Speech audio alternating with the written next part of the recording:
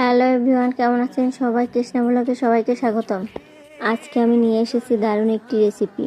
আজকে আমাদের পুকুর থেকে তেলাপিয়া মাছ ধরে তৈরি করে নিলাম তেলাপিয়া মাছের বারবিকিউ। এটা খেতে খুবই অতুলনীয় হয়েছে। এটা স্বাদ আর গন্ধ খুবই অপূর্ব। তো বন্ধুরা, আমার ভিডিওটি ভালো লাগলে অবশ্যই আমার চ্যানেলটিতে লাইক, সাবস্ক্রাইব এবং ফেসবুক পেজটি ফলো করে দেবেন।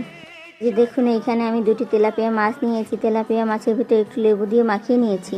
এক এক করে আমি সব মশলাগুলোকে দিয়ে দিচ্ছি বেটে রাখা পেঁয়াজ, রসুন, আদা, জিরা, ধনিয়া, শুকনো মরিচ আর হলুদের গুঁড়া। মশলাগুলো সব দেওয়া হয়ে গেছে। এখন আমি মাছের গায়ে সবগুলো মশলা দিয়ে সুন্দর করে মাখিয়ে নিচ্ছি। এর ভিতর দিয়ে দিচ্ছি স্বাদ মতো লবণ দিয়ে একটু মাখিয়ে নিয়ে দিয়ে দিচ্ছি সয়া সস।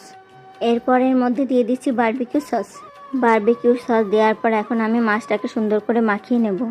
সব মশলা দেওয়া শেষে আমি এর ভিতর দিয়ে দিচ্ছি সরিষার তেল। সব মশলা দিয়ে মাখানোর পর দেখুন সুন্দর একটা দারুণ সেন্ট বেরিয়েছে। এরপরে দিয়ে দিচ্ছি আমি বারবিকিউ মশলাটা। সব মশলা দেওয়া হয়ে গেছে। এখন আমি মাছটাকে সুন্দর করে মাখিয়ে নিয়ে রেডি করে নিচ্ছি। মাছে মশলা মাখানো শেষ। এখন আমি মাছটাকে ছেঁকে নেব। মাটির চুলায় জ্বালিয়ে মাছটাকে আমি ছেঁকে নিচ্ছি। আপনারা মাংস দিয়ে বারবিকিউ খেয়েছেন? এভাবে তেলাপিয়া মাছ দিয়ে বারবিকিউ করে কখনো খেয়েছেন? খেয়ে দেখবেন, খুব দারুণ লাগবে। তো বন্ধুরা, বাড়িতে এইভাবে তেলাপিয়া মাছ দিয়ে বারবিকিউ করে খেয়ে দেখবেন, খুবই ভালো লাগবে। বন্ধুরা, সবার কাছে অনুরোধ রইল আমার চ্যানেলটিকে লাইক, সাবস্ক্রাইব এবং ফেসবুক পেজটি ফলো করে দেবেন।